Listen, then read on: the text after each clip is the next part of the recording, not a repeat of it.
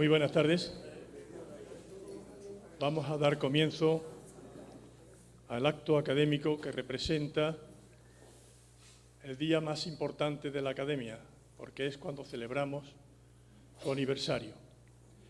En este caso, el 325º aniversario, porque aunque la veneranda tertulia nace en 1693, no es hasta 1700 cuando se le concede la cédula por parte de Carlos II. Es un acto importante, muy importante, porque en él, además, celebramos también el planteamiento de gratitud a algunos compañeros que van generosamente cediendo el paso para que la Academia tenga la relevancia que corresponde en la forma que posteriormente explicaré. En el día de hoy, el doctor Milán presentará al ilustrísimo señor don Manuel Sanz Segarra, académico numerario de la Real Academia Europea de Doctores, que impartirá una conferencia. Será presentada, ya digo, con el doctor Milán. Y a continuación haremos un acto de entrega de unos recuerdos para aquellas personas que han pasado una posición diferente dentro de la Academia. Doy, por tanto, la palabra al doctor Milán para que haga la presentación del conferenciante. Pero antes diré que nos acompañan en la mesa don Benito Valdés Castrillón, presidente del Instituto de Academias de Andalucía, ilustrísimo señor don Felipe Martínez Alcalá, decano de la Facultad de Ciencias de la Salud de la Universidad Fernando III, don Luis Capitán, decano de la Facultad de Medicina del Hospital Universitario de la Universidad de Sevilla, don Antonio Núñez Roldán, decano de la Universidad Loyola, en Sevilla, don Manuel Montero Pérez Barquero, presidente emérito y vocal de nuestra Junta Directiva en representación del Ilustre Colegio Oficial de Médicos de Córdoba. Tiene ahora la palabra el doctor Milán. Muchas gracias.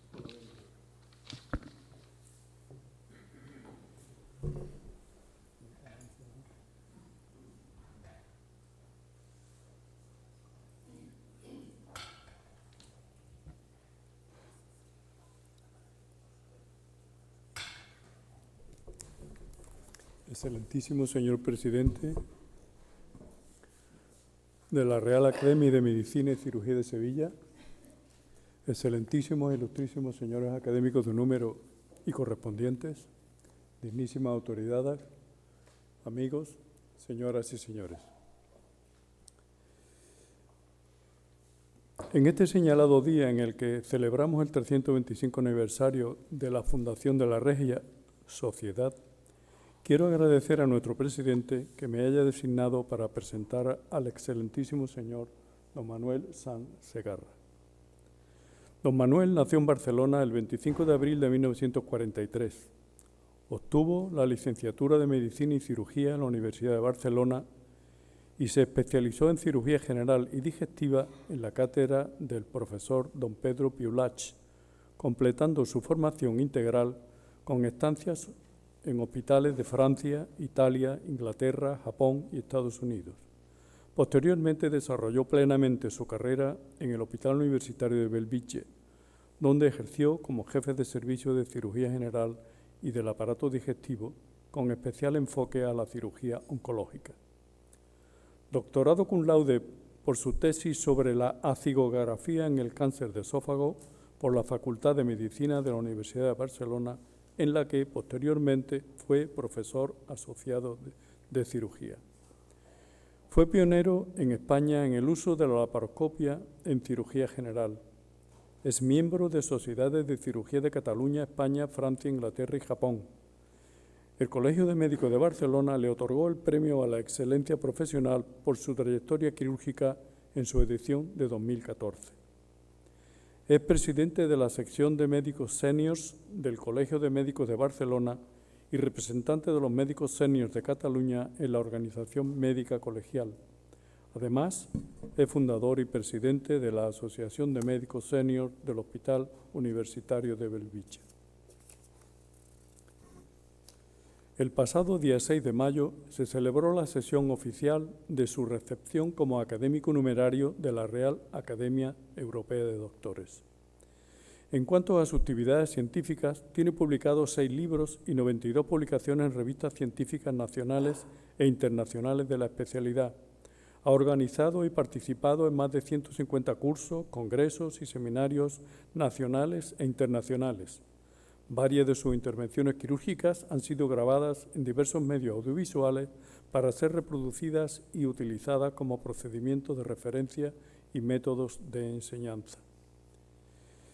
Sus investigaciones sobre las experiencias cercanas a la muerte empezó a investigarlas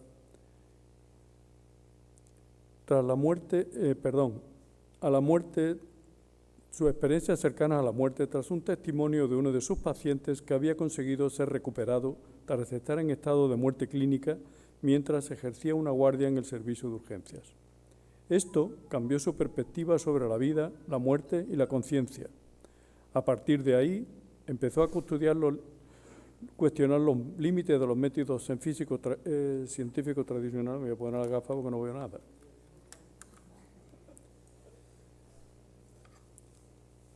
A partir de ahí empezó a cuestionar los límites del método científico tradicional y buscó respuestas en la física teórica, especialmente en la física cuántica, para intentar explicar fenómenos reportados por personas que han experimentado experiencias cercanas a la muerte, como la percepción de estar fuera del cuerpo, la sensación de atemporalidad y la conexión con seres queridos fallecidos. Posteriormente ha llegado a documentar directamente 5 casos clínicos de pacientes del Hospital de Bellvitge durante su etapa como médico y cirujano. En el transcurso de sus investigaciones ha estudiado las obras de expertos en la materia y se ha reunido con psiquiatras, psicólogos, neurólogos, físicos y profesionales de otras especialidades médicas a los que expuso la vivencia de estos pacientes que habían tenido una experiencia cercana a la muerte. Tras estas investigaciones y la lectura de numerosos casos documentados de experiencias cercanas a la muerte en la bibliografía mundial, descritos por médicos y científicos como Elizabeth Kubler-Ross, Raymond Moody, Ivan Alexander, Melville Morse, Pim van Lommel, entre otros, el Dr. Sands considera que el paradigma de la mecánica cuántica de la física teórica aplicado al ser humano presenta un gran paralelismo con los fenómenos que comentan los pacientes en las experiencias cercanas a la muerte.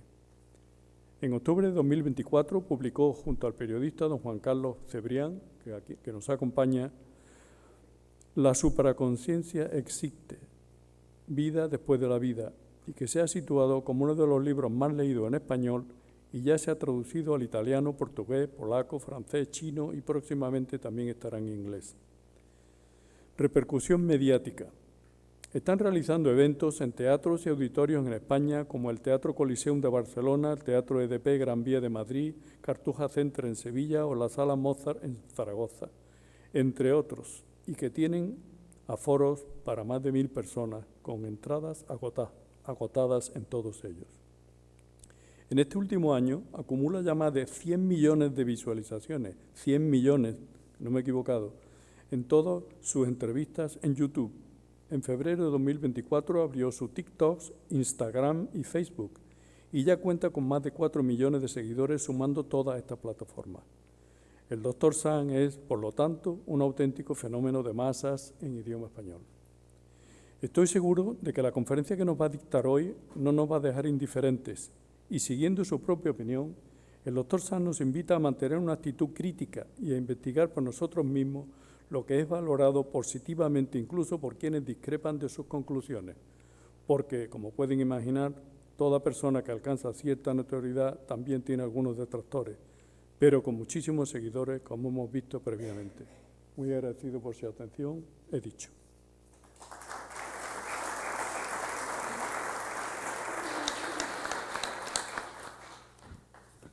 Cedo la palabra al ilustrísimo señor don Manuel Sanz Segarra para dictar su conferencia titulada Nuestra realidad existencial.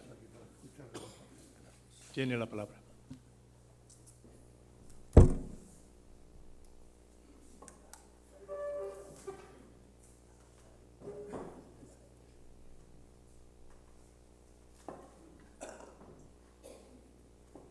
Excelentísimo señor presidente de la Excelentísimos e ilustrísimos señores académicos de número y correspondientes, dignísimas autoridades, señoras y señores, voy a hablarles de nuestra realidad existencial. La formación que recibimos en la Facultad de Medicina se fundamenta en el método científico. El método científico desarrollado a partir del Renacimiento, siglo XV, hay que citar en este aspecto a Copérnico, Galileo Galilei, Descartes, filósofo y matemático, auténtico padre del método científico, y también a Isaac Newton del siglo XVII y XVIII, que aportó el cálculo matemático dentro del método científico. El método científico se fundamenta en una ontología materialista, estudia el mundo macroscópico, el mundo objetivable, el que podemos ver y tocar. Tiene una serie de principios fundamentales como son la dualidad, es decir, la separación entre observador y objeto, la localidad, podemos definir con una serie de parámetros cada objeto, todo movimiento tiene una continuidad, un principio y un fin, y condiciona también un claro determinismo.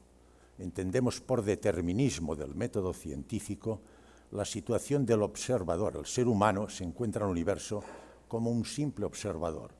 Todo depende de las leyes naturales, de las fuerzas universales bien conocidas, la gravedad, la electromagnética, la nuclear fuerte, la nuclear débil.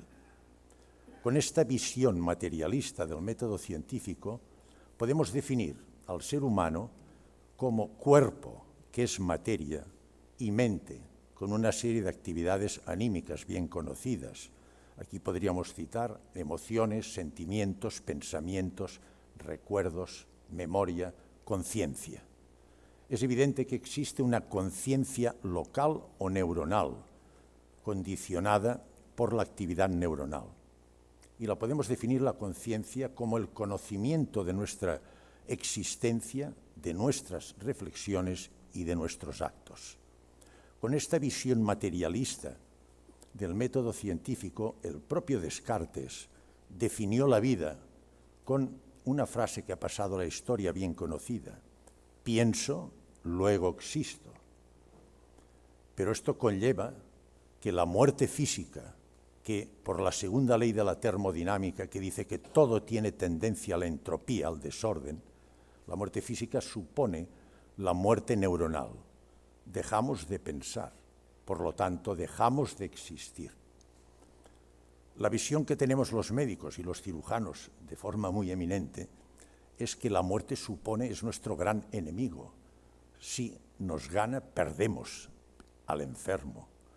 La vemos como una frustración cuando nos vence en nuestra actividad profesional. Repito que es importante desde el punto de vista del método científico, la muerte física es el fin de nuestra existencia. Esta es la formación que recibimos como médicos en la Facultad de Medicina, la que yo imparto a mis alumnos y a mis residentes.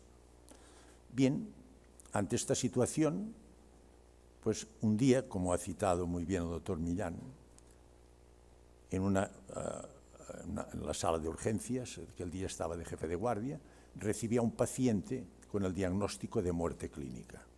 La muerte clínica la definimos como una situación sumamente grave en la que el paciente presenta un paro cardíaco, paro respiratorio, sin reflejos, con midriasis pupilar y sin actividad mental. Esto se puede objetivar con un electrocardiograma, que es plano, y con un electroencefalograma que a partir de los 15-20 segundos también es plano. No hay ninguna de las 5 posibles ondas que podemos detectar en un electroencefalograma normal.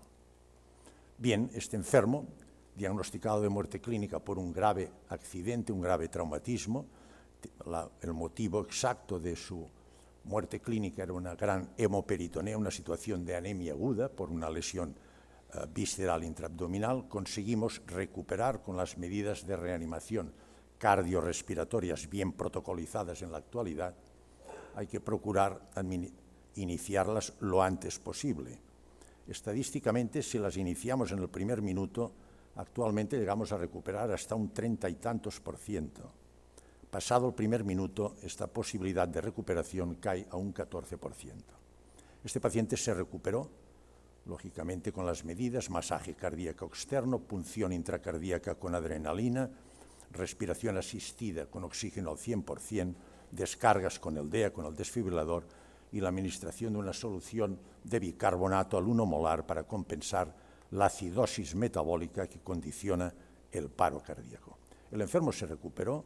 Cuando hubo posibilidades y condiciones hemodinámicas, intervino al paciente a través de una laparotomía, se controló su cuadro de hemoperitoneo por una doble lesión que tenía en bazo y hígado, y controlado el foco hemorrágico, pasó a cuidados intensivos y el paciente se recuperó perfectamente. En el postoperatorio, este enfermo me comentó una serie de vivencias y experiencias que desde el primer momento a mí me sorprendieron profundamente, porque coincidían exactamente con el tiempo en que estaba en muerte clínica. Esto no tiene una lógica según el método científico. Si no hay actividad cortical, no es posible que pueda desarrollar una serie de vivencias bien estructuradas como me hizo el paciente este.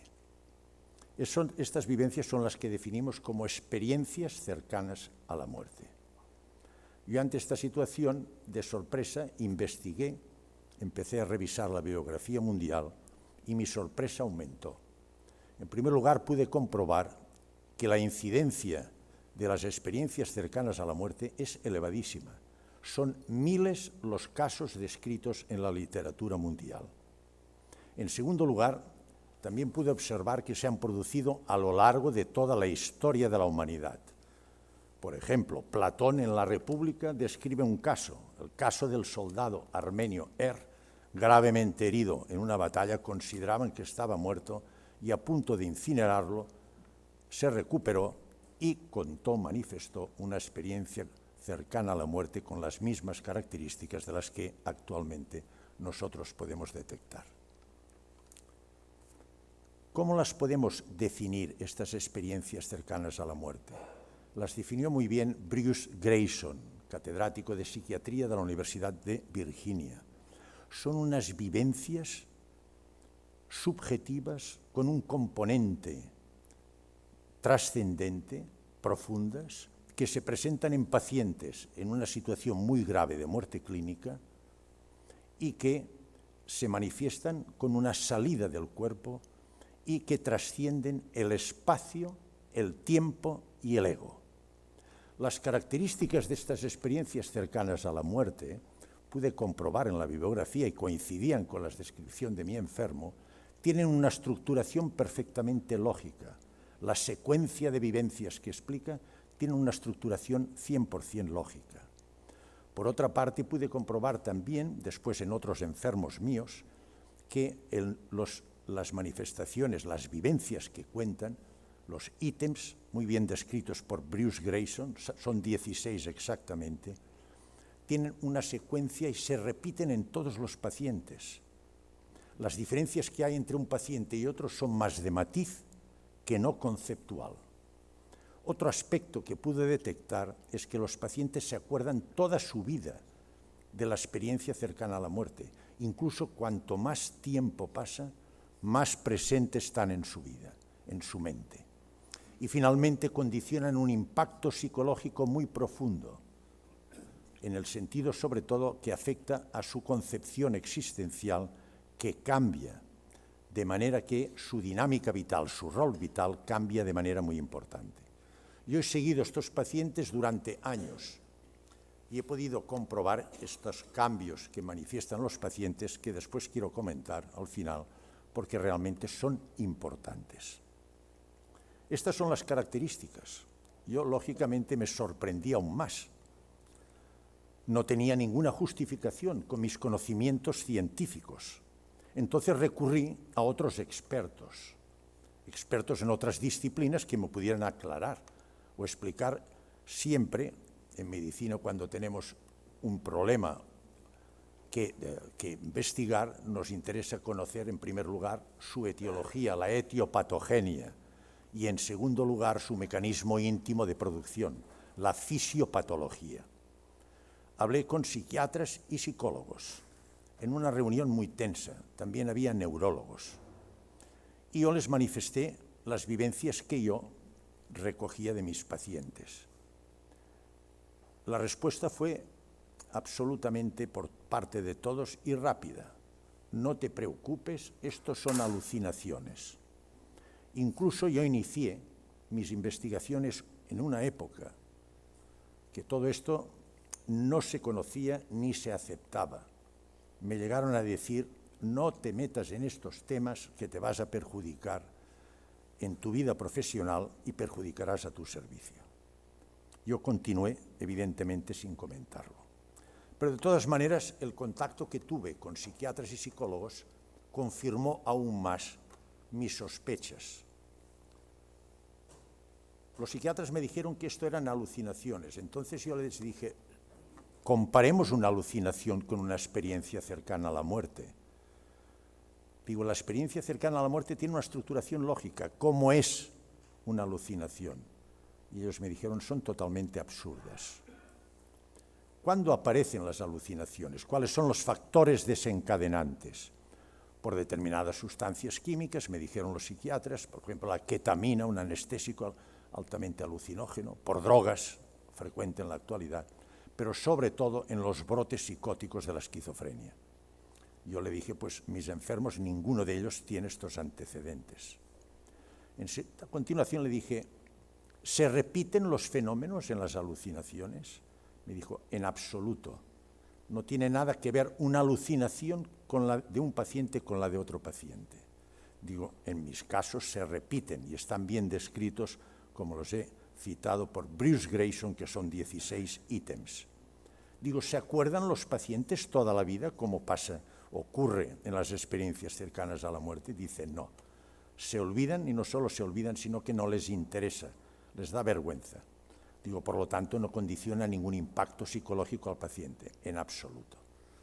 Entonces, hasta el propio psiquiatra, pues digo, hemos de reconocer que una alucinación desde el punto de vista clínico no tiene absolutamente nada que ver con una experiencia cercana a la muerte.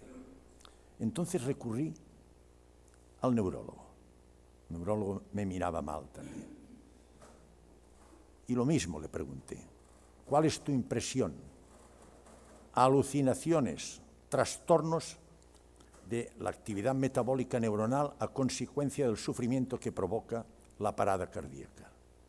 Digo, bueno, el psiquiatra de momento hemos podido demostrar de que no hay semejanza clínica entre una alucinación y una experiencia cercana a la muerte. Pero entonces le empecé a preguntar una serie de características que tienen las experiencias cercanas a la muerte. Por esto primero les voy a comentar en qué consiste una experiencia cercana a la muerte. ¿Qué es lo que nos cuentan los pacientes? ¿Qué me contaron a mí mis pacientes? Y les voy a comentar un caso que para mí fue muy demostrativo. Se trataba de una paciente sanitaria que trabajaba en mi hospital y que nos conocía perfectamente, nos conocíamos perfectamente.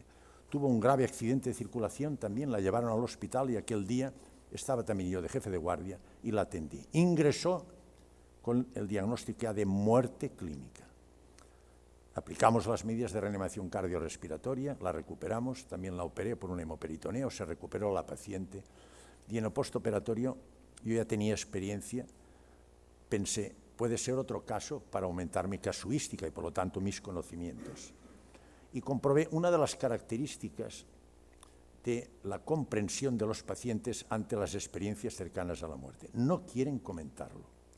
Y no quieren comentarlo por miedo, porque no observan una comprensión en su entorno, tanto a nivel sanitario, médicos y enfermeras, como familiares y amigos. Conseguí convencerla, le dije que yo lo estudiaba, que tenía mucho interés, y entonces me comentó lo siguiente.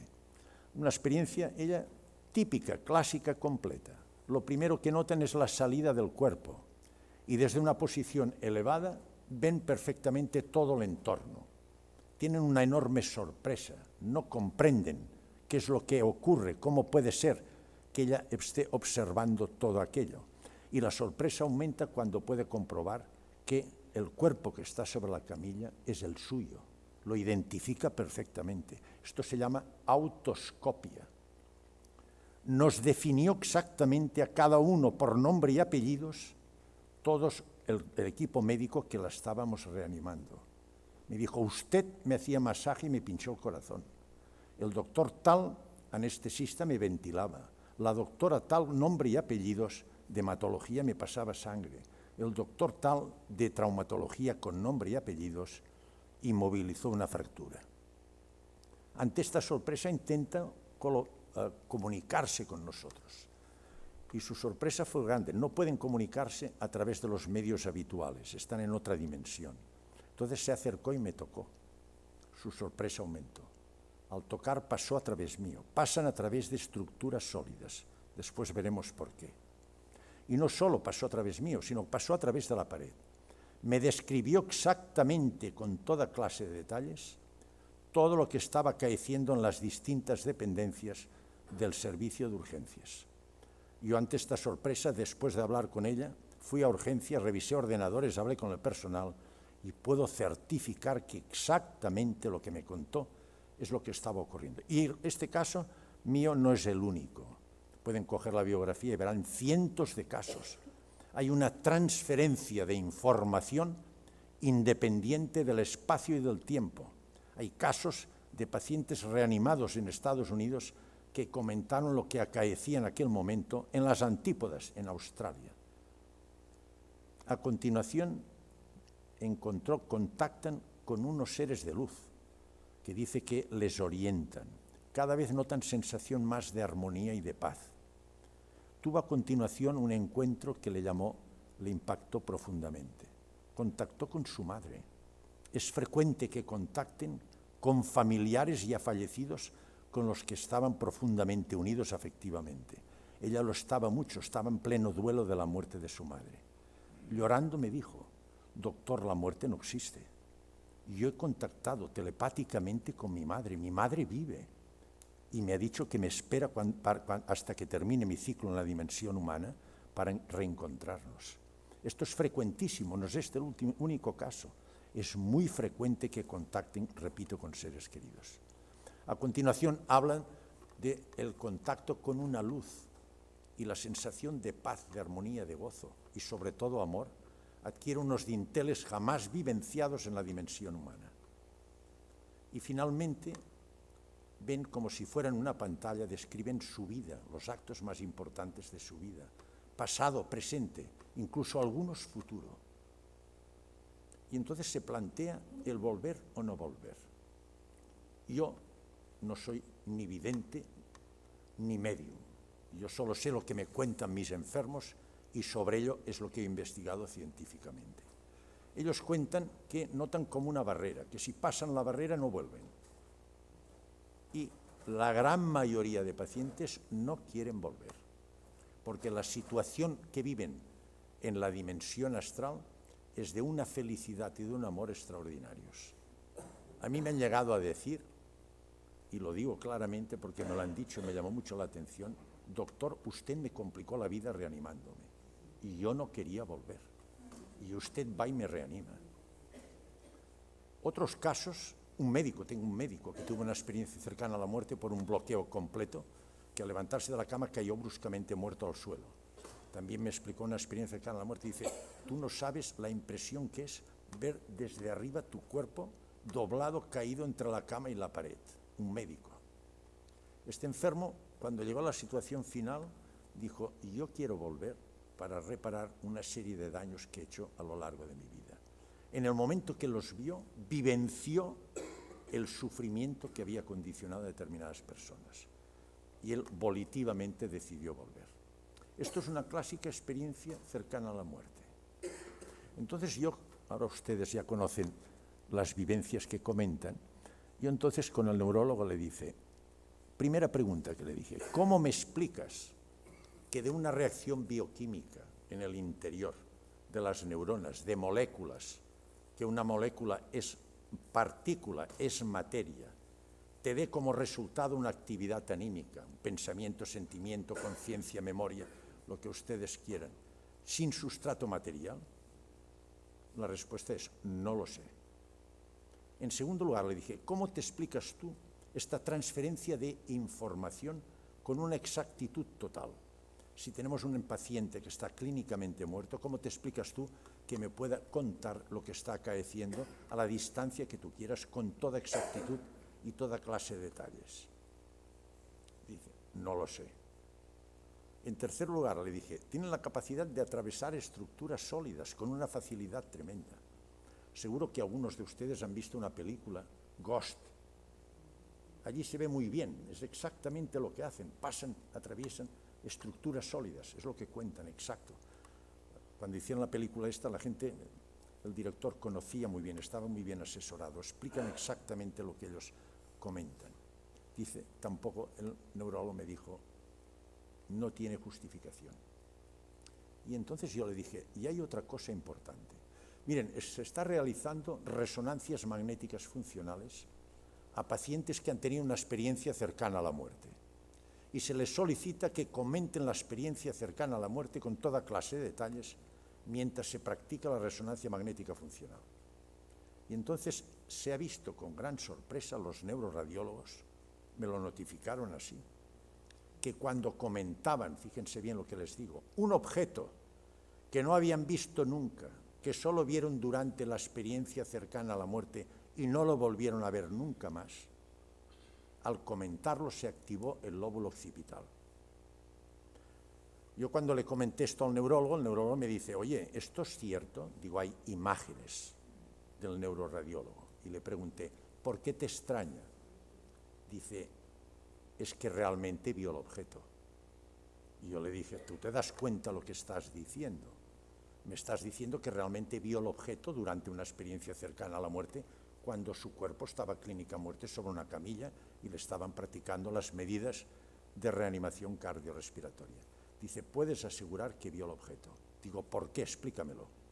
Cuando nosotros vemos un objeto que nos interesa, que ponemos atención en él, condicionamos memoria de este objeto. Y aquí intervienen las neuronas espejo. Este enfermo vio este objeto, condicionó memoria, y al comentarlo durante la resonancia magnética funcional, el neurólogo me dijo, hay una interferencia y por esto se activa el lóbulo occipital. En conclusión, el mismo neurólogo me dijo, el paciente no miente, el paciente vio este objeto. Por lo tanto, la experiencia cercana a la muerte no es ni un sueño ni una alucinación, es una auténtica realidad. Bien, salimos de allí, yo totalmente convencido de que con el método científico, ni con psiquiatras, psicólogos, ni con neurólogos, no llegábamos a ninguna conclusión, porque tenían la misma formación médica fundamentada en el método científico como tenía yo. Tiene que haber alguna otra explicación a través de otra disciplina. Entonces, acudí a otra disciplina, que es la física teórica, la mecánica cuántica. El concepto de mecánica cuántica fue introducido en 1900 por Max Planck, premio Nobel en física teórica. Él demostró que la energía es directamente proporcional a la frecuencia de las ondas de energía, a la frecuencia multiplicada por h, que es la constante universal de Planck. Y pudo comprobar que estas ondas de energía van en paquetes y las llamó quantum, de aquí el nombre de mecánica cuántica. Bien, ¿qué nos dice la física cuántica, la mecánica cuántica? Leí, estudié, hice un curso de física teórica, hablé con físicos teóricos y entonces podemos sacar unas conclusiones. En primer lugar, la mecánica cuántica nos demuestra, mejor dicho, en primer lugar, estudia el átomo y las partículas que constituyen el átomo, las partículas subatómicas. Fíjense bien que la palabra átomo deriva, la propuso por primera vez Demócrito, filósofo presocrático. Él, desde un punto de vista filosófico, ya dijo que cualquier estructura material estaba formado por unas partículas indivisibles y las llamó átomos. Lógicamente no pude investigar más porque no tenía más medios, pero es curiosísimo esto ya, la evolución filosófica de los filósofos presocráticos. A partir del siglo XIX-XX es cuando se desarrolla realmente la mecánica cuántica. Entonces ha permitido estudiar el átomo y las partículas que lo constituyen.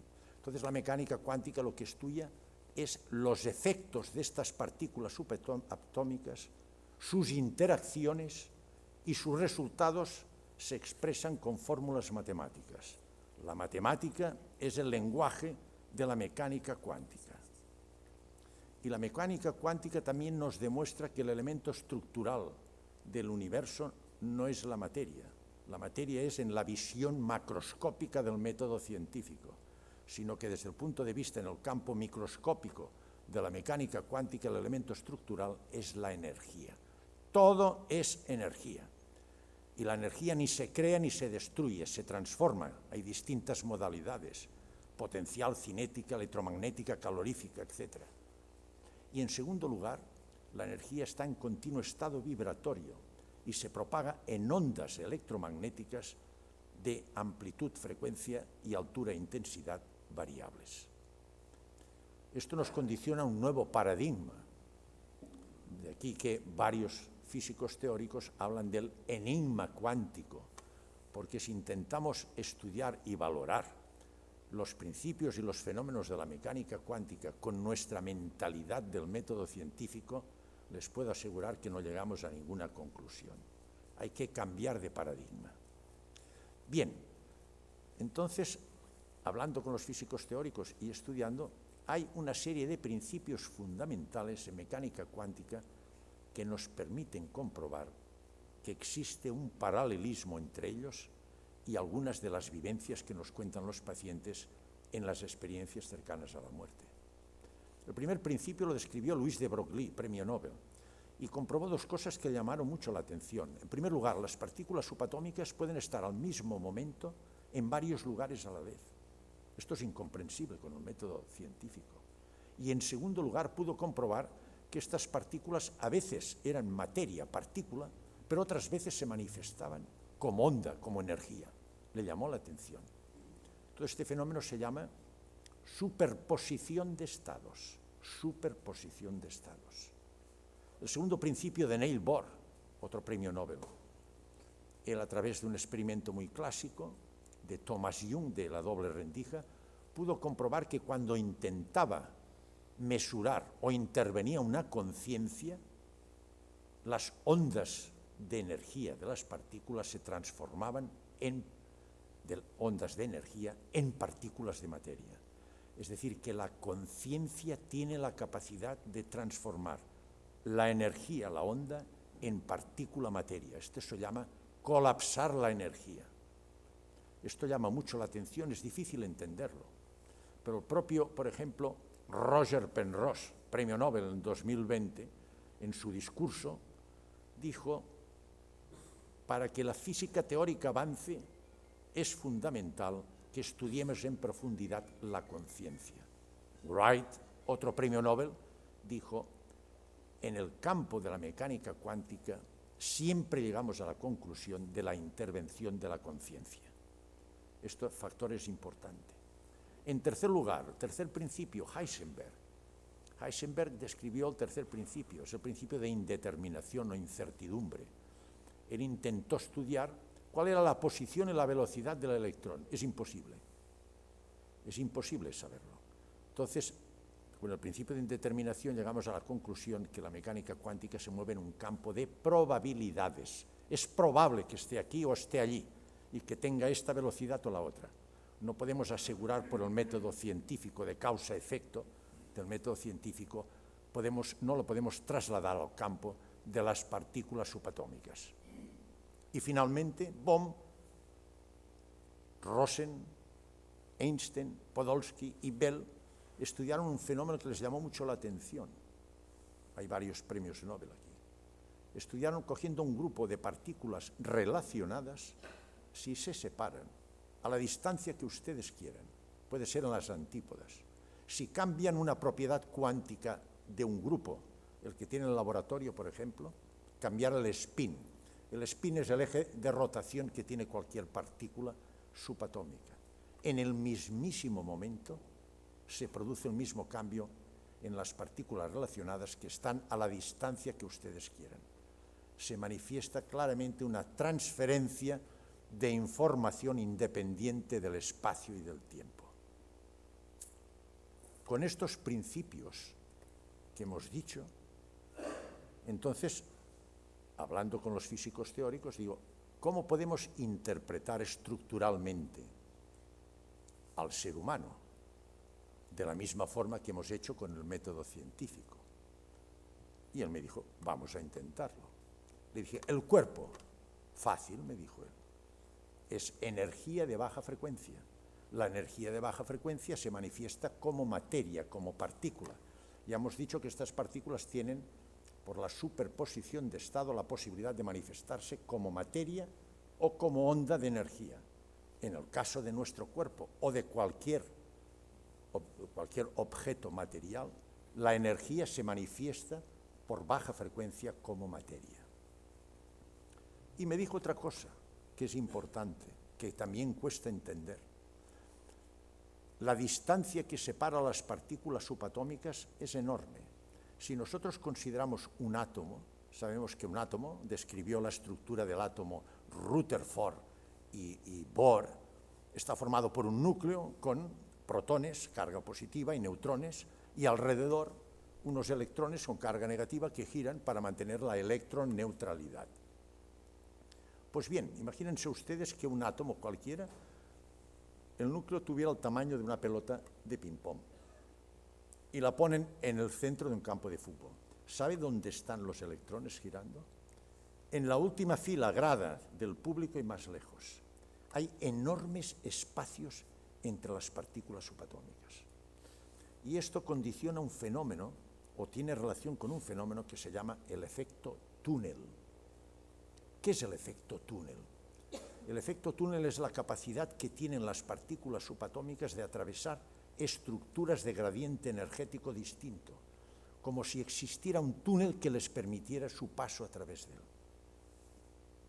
Otro fenómeno que nos recuerda cosas que nos cuentan nuestros pacientes. Bien, quedaba claro que el cuerpo lo podemos interpretar, repito, como energía de baja frecuencia que se manifiesta como materia. Digo, ¿y todas las actividades mentales, anímicas, que no tienen sustrato material, que el método científico, el neurólogo, no me lo pudo explicar? En física teórica, mecánica cuántica, es facilísimo. Dice, es energía de alta frecuencia que se manifiesta como onda, que tú las puedes registrar en el electroencefalograma. Lo que no explicaba el método científico lo puede explicar en este sentido la visión energética del ser humano desde el punto de vista cuántico.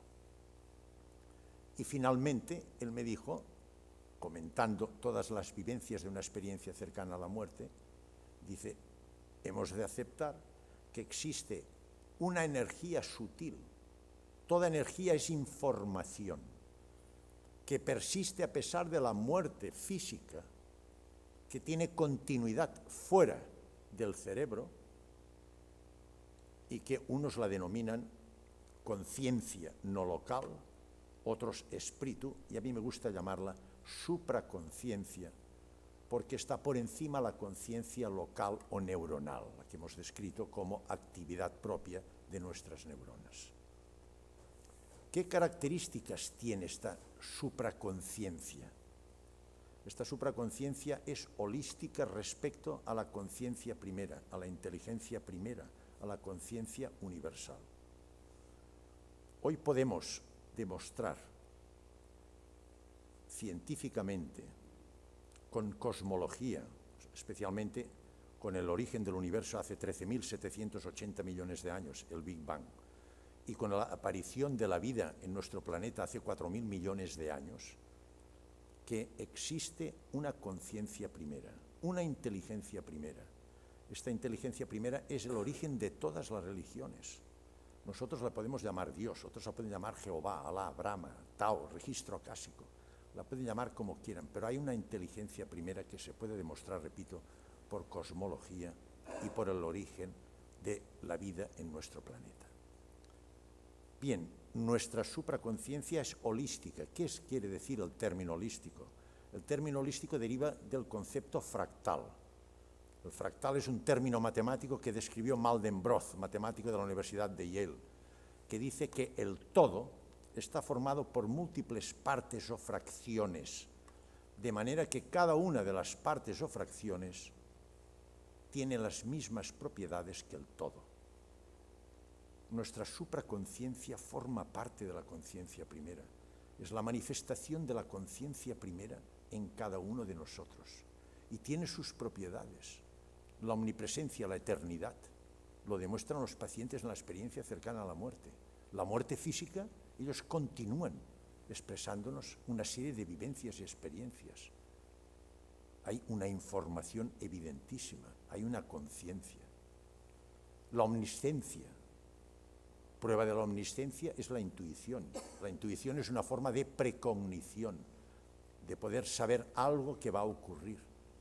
Porque así como el ego se muere en el pasado, que desencadena sufrimiento, y en el futuro, que desencadena inseguridad, angustia, nuestra supraconciencia, nuestra auténtica identidad, lo que nos hace únicos y exclusivos, se mueve exclusivamente en el presente, en el ahora, en el momento actual. La eternidad en la dimensión astral es la ausencia de pasado y de futuro. Solo se mueve en el presente. Y finalmente la omnipotencia, lo puede todo. ¿Qué manifestación tenemos? La obra de arte.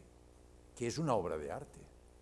Una obra de arte es la expresión en un momento dado del artista que la manifiesta y la expresa a través de un lenguaje artístico, la pintura, la escultura, la música.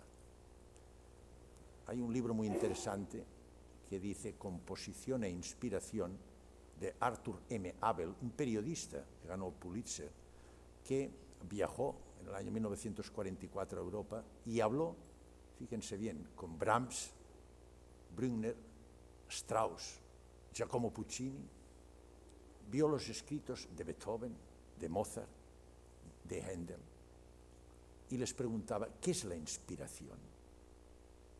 Y, por ejemplo, Giacomo Puccini, cuando le preguntó, ¿cómo es que usted ha compuesto Madame Butterfly? Una maravilla. Dice, yo soy el obrero del Todopoderoso. Dice, yo la veo aquí, la copio en el pentagrama para que la disfrute la humanidad. Mozart decía, en el momento de la inspiración, tengo una sensación de abertura impresionante. Mi mente se abre, forma parte del universo, es universo, está unido a todo. Y en este momento me fluyen a mí las notas. Es decir, es expresión de nuestra auténtica identidad. No es el ego en absoluto, sino es nuestra supraconciencia. Bien, estas son las características propias de la supraconciencia. ¿Podemos nosotros contactar con la supraconciencia? Es evidente que los pacientes con muerte clínica contactan con su supraconciencia de una manera inconsciente en muerte clínica. ¿Podemos contactar conscientemente con la supraconciencia? Sí. Es a través de la meditación o su sinónimo, la oración devota. Lo que persigue es centrar nuestra mente en un solo pensamiento. Esto es muy difícil. Si ustedes lo intentan, centrar su mente un minuto en un solo pensamiento, verán lo difícil que es. Hay alguien que se preocupa que ante pequeños estímulos, un ruido, un recuerdo, lo que sea, enseguida les bombardea y los distrae. ¿Quién es este caballero que nos hace esto? El ego. El ego es nuestra falsa identidad. Yo le llamo el no-yo. Es la identidad de nuestra conciencia local o neuronal. Y tiene unas potentes armas para distraernos y evitar que se manifieste nuestra supraconciencia. Son la ignorancia. La gente no sabe esto. Ni interesa que sepa esto. Porque piensen que con el ego nunca seremos auténticamente felices ni auténticamente libres. Tendremos momentos de placer, que no es lo mismo que felicidad.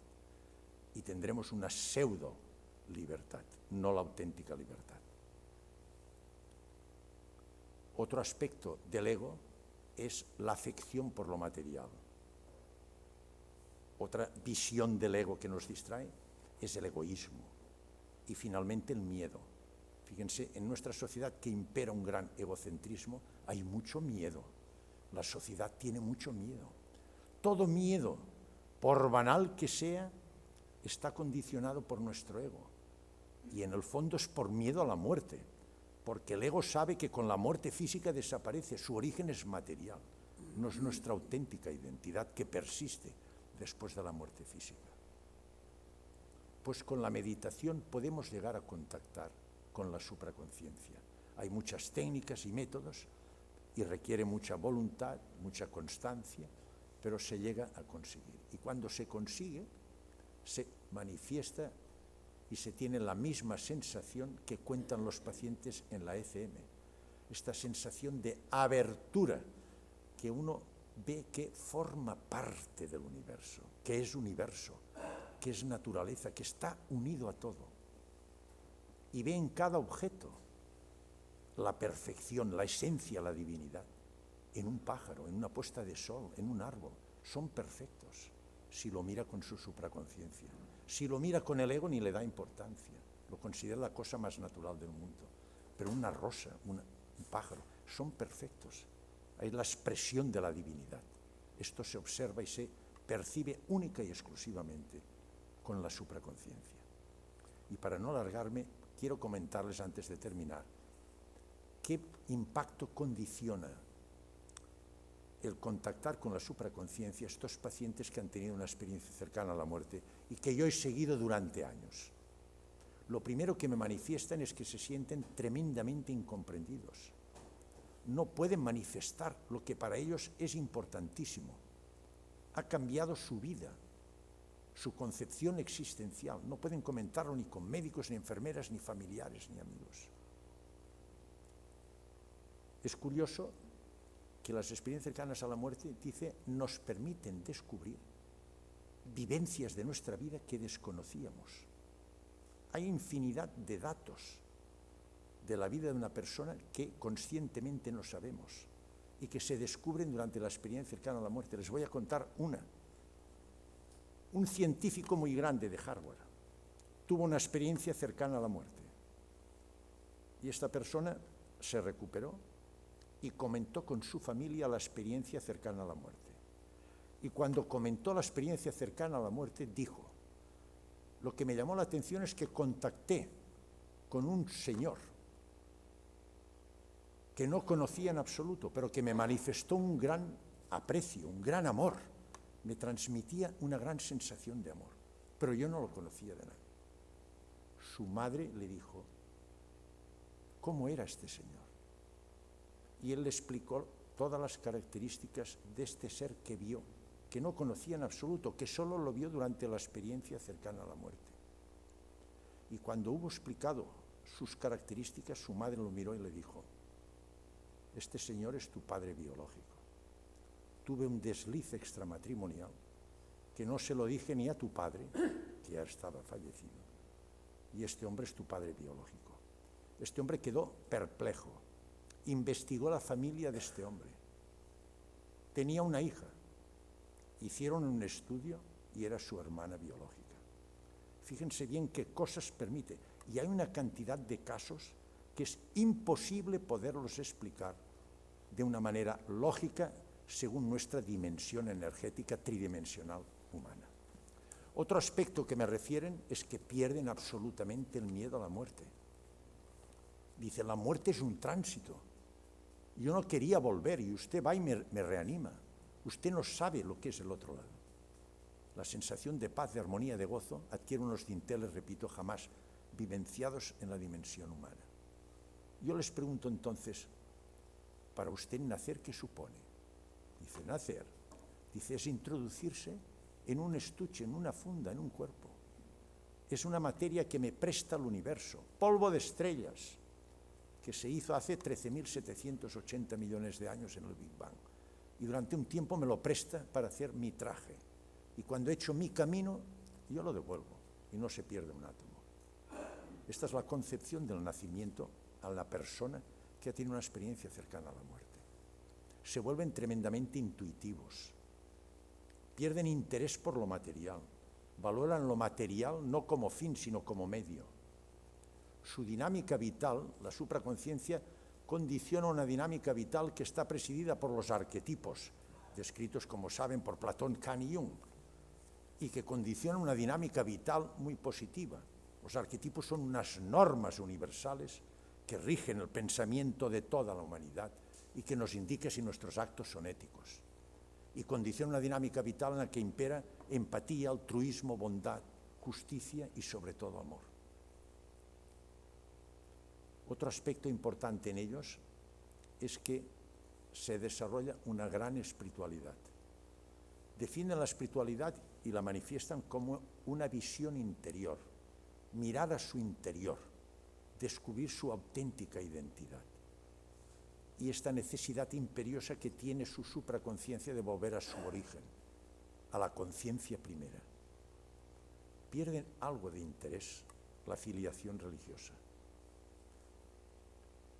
Yo les pregunté, ¿por qué pierden interés por la filiación religiosa? Dice, porque hay dogmas. Y el dogma, la gente quiere evidencias. Miren, yo en la Junta del Colegio de Médicos hemos estudiado la mortalidad en Cataluña, junto con la Consellería de Sanidad de la Generalitat. Y quedamos sorprendidos al ver que de los 15 a los 35 años, la principal causa de mortalidad es el suicidio. Es el suicidio. Yo he tratado varios de estos pacientes que habían intentado la autólisis, tomando salfumano lejía. Hay que operarlos enseguida, hacer esófago-gastrectomía total, y esófagostomía cervical y ionostomía para alimentarlos, y se lo recuperamos luego una reconstrucción de la continuidad digestiva con una coloplastia. Lo triste es que a veces, después de todo este trabajo, vuelven a tomar la lejía de esto. Entonces, yo hablando con estos pacientes les pregunto, ¿por qué hacéis esto? Y todos me dicen lo mismo. Tenemos todo lo material. Es fácil conseguir lo material. Dice, pero lo material nos da momentos de placer, que bioquímicamente saben que funciona o evoluciona con el neurotransmisor dopamina, que es altamente excitante. Pero después tenemos una sensación de vacío, de falta de sentido, de trascendencia, de encontrar aquel sentido. Como decía Tales de Mileto, lo más difícil del ser humano es conocerse a sí mismo y lo más fácil es hablar mal de los demás. Una frase que tiene mucha vigencia tristemente en la actualidad. Cuesta descubrir su autenticidad. Ellos no la encuentran y en las personas predispuestas terminan con la autólisis. Entonces la persona, repito, que descubre su supraconciencia, encuentra en la vida, dicen, la vida es un regalo, es un milagro, es una maravilla, es ver la divinidad y la perfección en cada uno de los detalles de nuestra naturaleza, tan distinto de la visión de los pacientes que están dominados o las personas que están dominadas por su ego, tristemente, que es lo que impera en nuestra sociedad. Basta solo con abrir la radio, la televisión o los medios de información o salir a la calle. Cuánta agresividad, violencia, cuánto egocentrismo, todo lo contrario a lo que condiciona nuestra auténtica identidad, que es la supraconciencia. Muchas gracias, he dicho.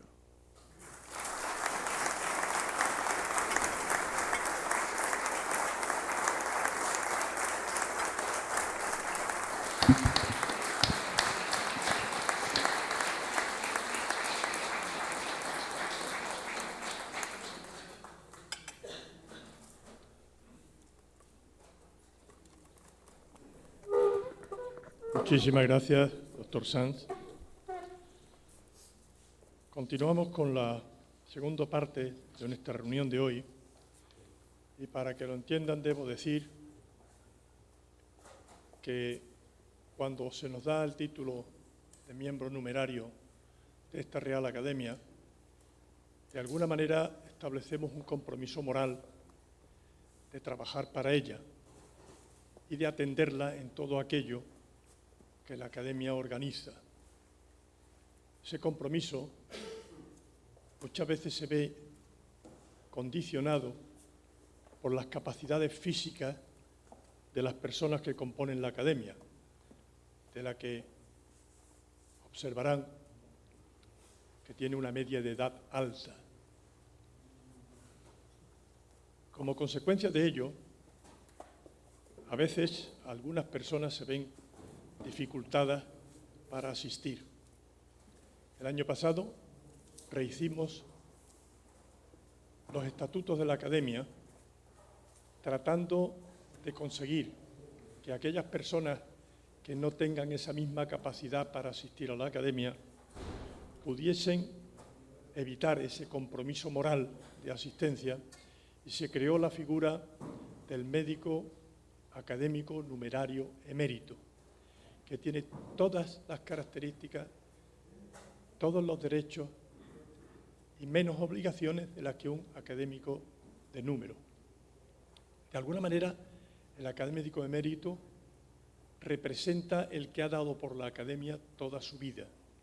Es decir, desde mi punto de vista, incluso más importante que aquellos que todavía estamos en activo, porque todavía no hemos completado el esfuerzo para hacerlo. Como consecuencia de ello, lo que hacemos es reconocer públicamente a aquellas personas que han tomado la decisión, conscientes de sus dificultades para la asistencia, de evitar la responsabilidad de faltar a su compromiso y pasar voluntariamente a miembro académico de número emérito. Esto comenzó en el año 2023, aunque después se dio sanción determinada en los estatutos. Y ellos fueron los primeros, don Ignacio Gómez de Terrero y Sánchez, y don Joaquín Núñez Fuster, a los que hace 2 años le agradecimos muy sinceramente su generosidad. Pero eso no significa más que dejan de tener esas obligaciones. El doctor Núñez, el doctor Gómez de Terrero están hoy aquí con nosotros porque físicamente están en condiciones y porque les apetece seguir trabajando y asistiendo a la Academia. En el día de hoy tenemos 3 personas que han recorrido ese camino de forma brillante, lo oirán ahora, y a las que públicamente queremos reconocerle su esfuerzo en la forma que les comentaré. Pero para ello y para conocer su trayectoria, yo ruego al doctor Domínguez Rodiño, bibliotecario, persona erudita en nuestra Academia, que haga la semblanza con la brevedad que él considere oportuno de los 3 recipiendarios. Gracias. Tiene la palabra.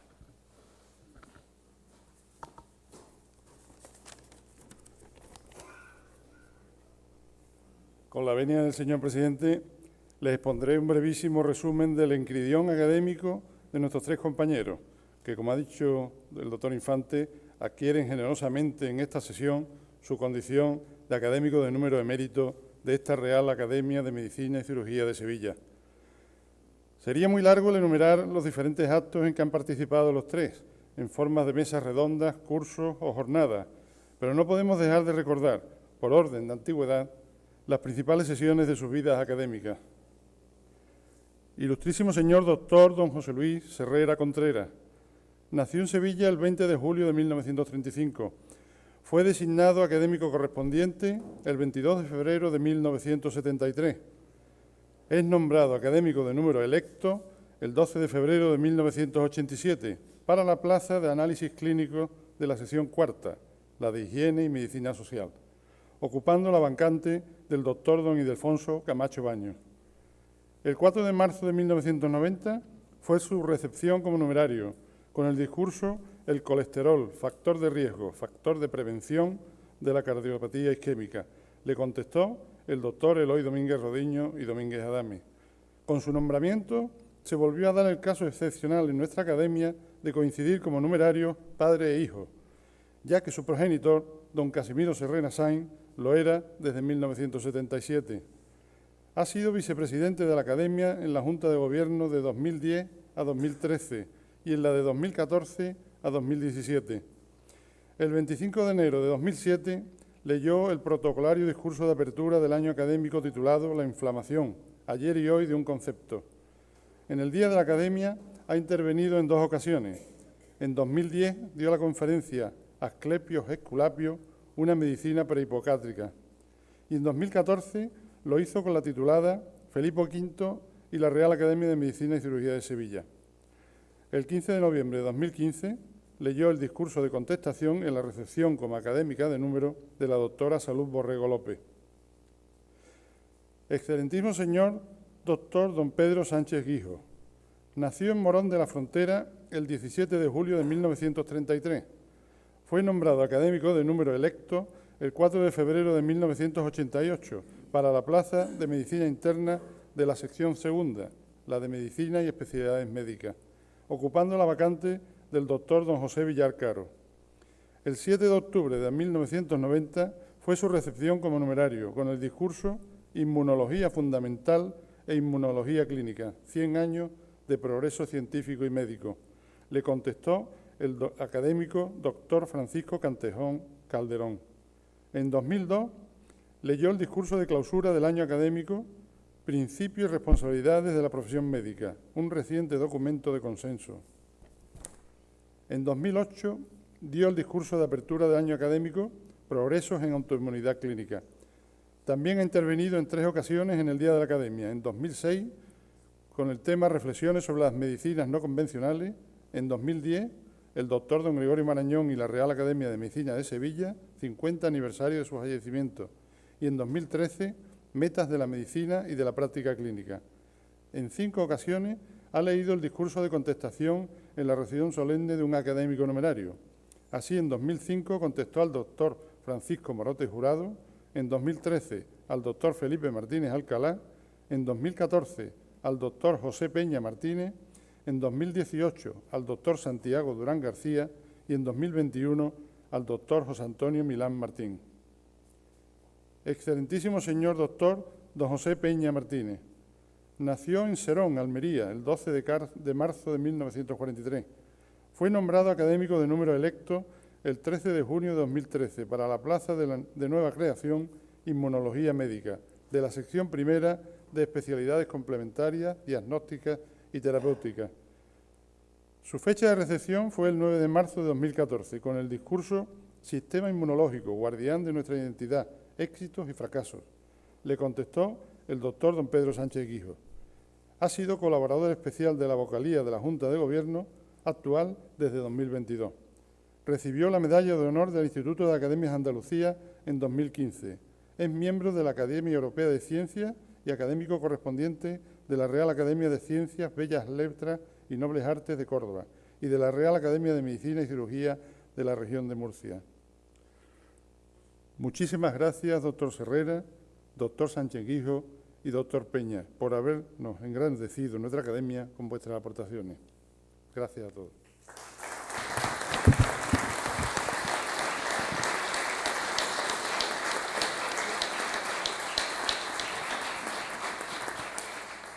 Observarán que don Pedro Sánchez Guijo no está presente. He hablado personalmente con los 3 académicos que hoy reciben nuestro homenaje y me ha dicho que es que prácticamente le era imposible mantenerse en pie. Lo transmito porque lo ha intentado con absoluta vehemencia.